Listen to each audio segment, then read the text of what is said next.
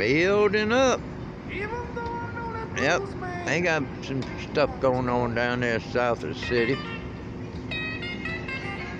And out to the west.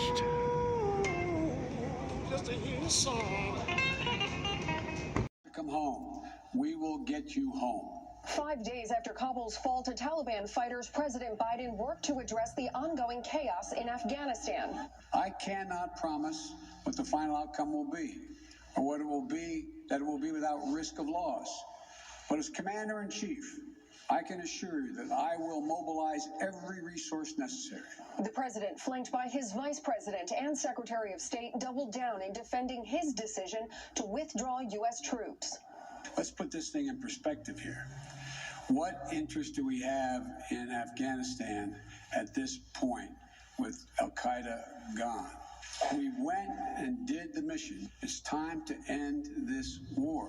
But with thousands remaining in Afghanistan, including Americans, the president's speech only further fueled criticism of a lack of planning. Joe Biden has been a wrecking ball regarding foreign policy and national security for 40 years. Fox confirming a leaked internal cable shows officials at the U.S. Embassy in Kabul warned the State Department and Secretary of State of potential collapse of the Afghan government last month. All kinds of cables, all kinds of advice. I made the decision. The buck stops with me. I took the consensus opinion. President Biden says he still believes all evacuations can be done by August 31st, but added his administration would reassess once the date gets closer. In Washington, Lauren Blanchard, Fox 5 News. No lack of confidence in our executive branch. The State Department couldn't negotiate their way out of a wet paper bag. And I am totally disgusted with the DOD.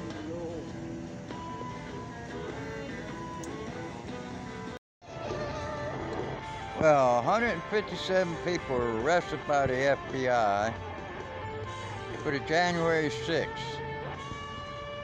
Well, they cannot find any connection with any extremist groups.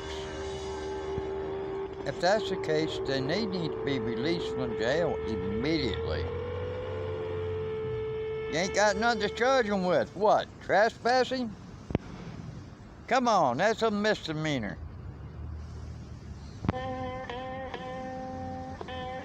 I'll tell you what, these folks here just goddamn can't get it right. Leadership skills to effectively serve as mayor.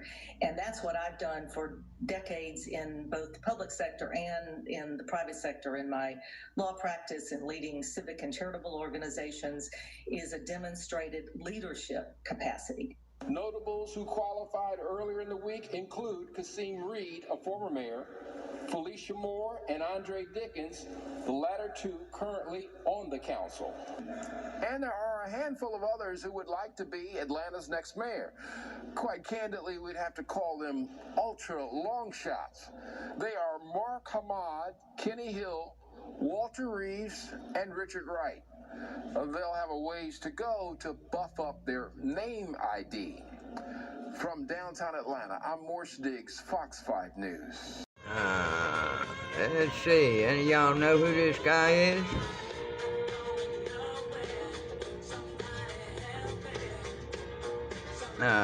Looks like it'd be good. Now the lineup.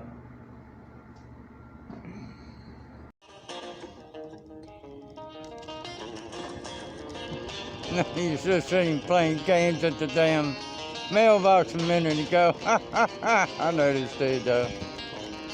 He keeps backing up behind the goddamn telephone pole there. Quit moving.